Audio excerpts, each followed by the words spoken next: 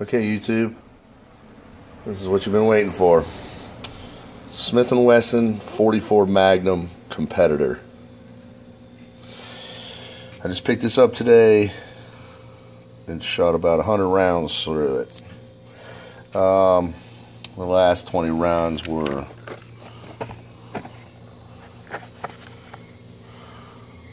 Hardy's, I think these are 240 grain 44 mag XTPs. Alright. Anyways, the appearance of the gun, amazing. I'm going to give it a 10. The weight, the design, it's absolutely one of the best revolvers I've ever shot. I've shot about only 5 different revolvers from Smith & Wesson, Taurus, Ruger. This particular one, with its weighted barrel, you can take these weights out.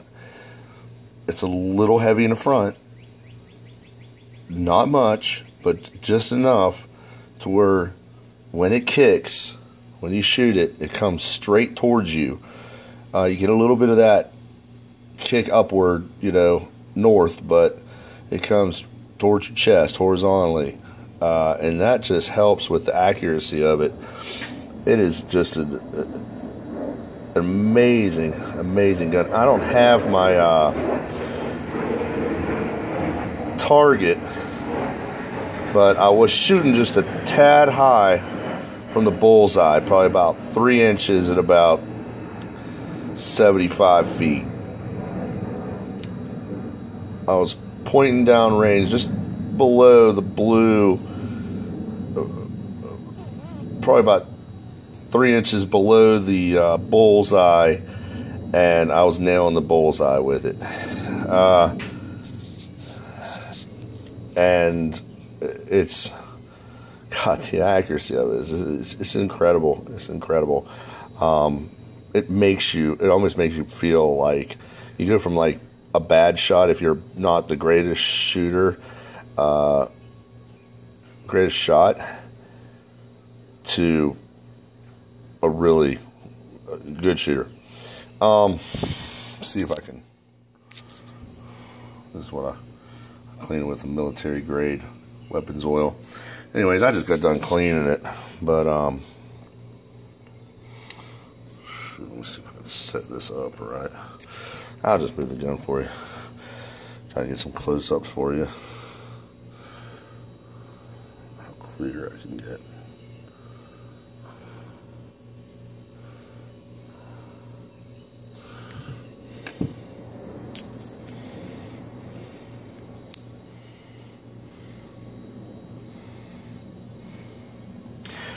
But I've been eyeballing this gun for a while. Yeah, it's an expensive gun. You're looking at right around $1,500-$1,600 out the door. It's one of those guns you'll just pass down to your family, to your sons, daughters, whatever. Just like any other Smith & Wesson. I mean, it's an investment. You go cheap, you get cheap. That's all I gotta say. I noticed on YouTube a guy was complaining about, give me a second, crack.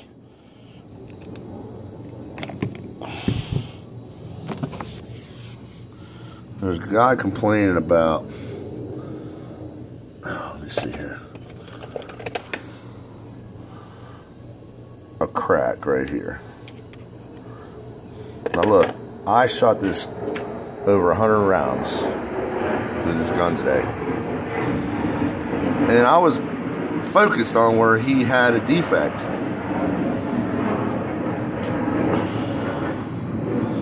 Unless he dropped that gun or taking it apart and then just wanted to put it on YouTube to make it, so he can get another gun, I don't see this having any defects.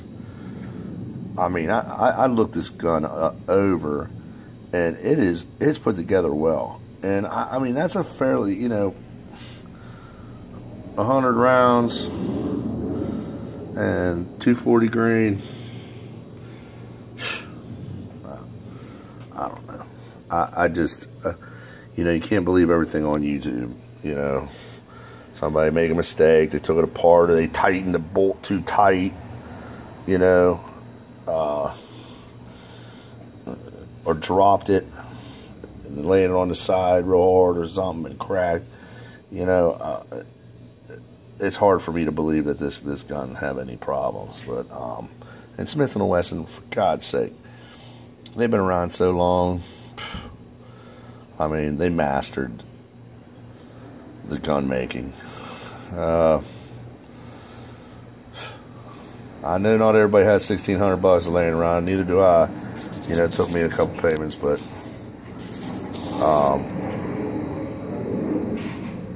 I got it finally, and it's a gem.